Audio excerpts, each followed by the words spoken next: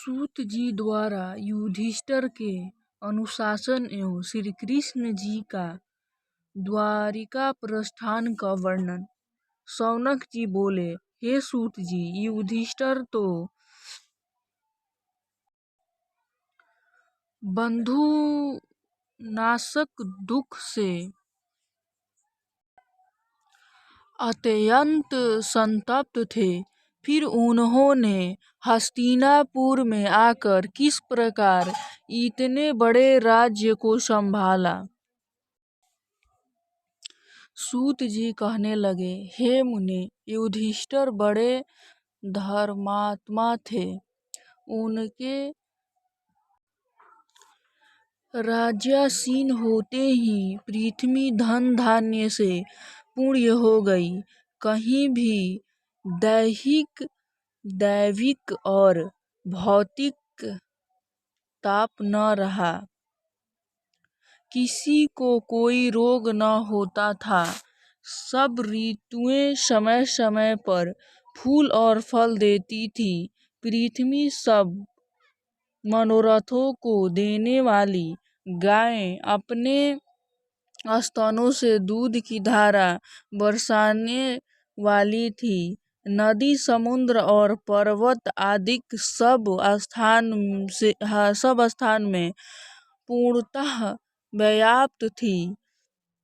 द्वारिका वासी श्री कृष्ण जी बराबर हस्तिनापुर में आकर युधिष्ठिर को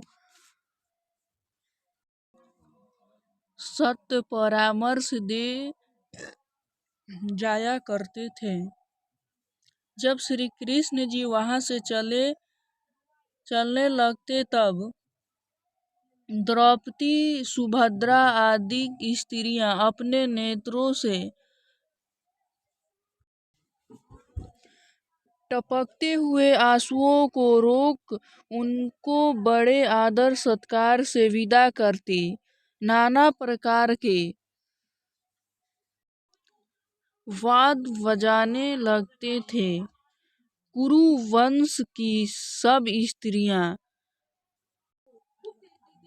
लज्जावश अपनी अट्टालिकाओं पर चढ़कर खिड़कियों के पीछे छिपी हुई उन पर फूलों की वर्षा करती थी। उनके रथ पर मोतियों की झालर लगाती और अर्जुन श्वेत छत्र लेकर श्री कृष्ण जी के पीछे खड़े हो जाते थे। उद्धव और सात्यकी चंवर झलते तथा इस प्रकार पुष्पों की वर्षा के माध्यम से रथ पर बैठकर चलते हुए श्री कृष्ण जी अत्यंत शोभायमान होते थे।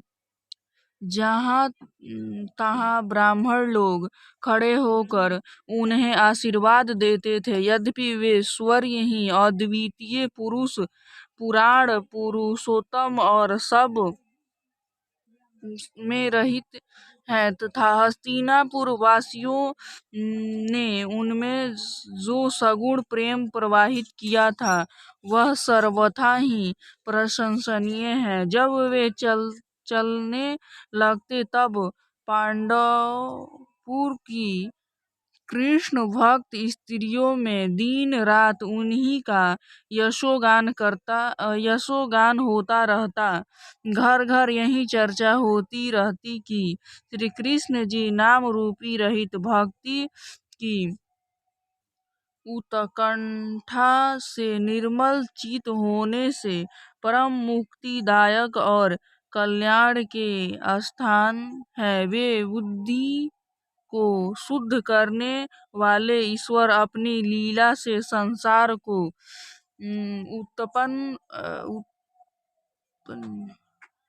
पालन और संहार करने वाले हैं। जब राजाओं में तमोगुण की प्रधानता होती है और जब वे अधर्म से केवल अपना ही उदर पोषण करने लगते हैं, तब संसार का प्रजा का कष्ट दूर करने के लिए श्री कृष्ण जी युग युग में अवतार धारण कर अपने ऐश्वर्य, सत्य, प्रतिज्ञा, दया और यश का प्रचार करते हैं।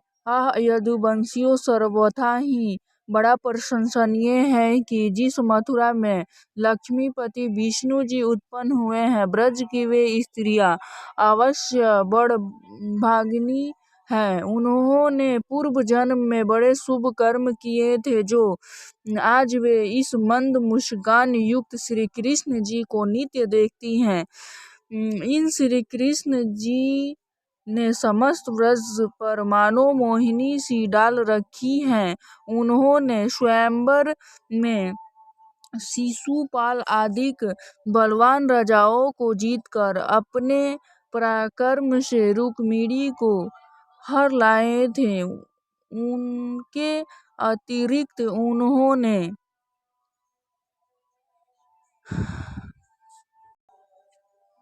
जाम्बवंती तथा नग्नजिती आदि तथा हजारों स्त्रियों का भौमासुर वध के समय हरण किया था। वे सब कुसंग से निकलकर परम आनंद का जीवन व्यतीत कर रहा है। यद्यपि श्री कृष्ण जी उन स्त्रियों के घर में कभी नहीं जाते, तथापि वे सब उनकी मंद मुस्कान से ही उन ईश्वर के दर्शन का आनंद लाभ करती थी। इस प्रकार जब श्री कृष्ण जी हस्तिनापुर से चले गए, तब उनकी रक्षा के लिए युधिष्ठिर ने स्नेह से हाथी, घोड़े और रथ सहित अपनी एक पैदल चतुरंगिणी सेना को उनके साथ कर दिया। बहुत दूर तक पांडवों ने उन्हें पहुंचाया। श्री कृष्ण जी अनेक वनों, नदियों, देशों और कितने ही पर्वतों को देखते हुए द्वारिका आए।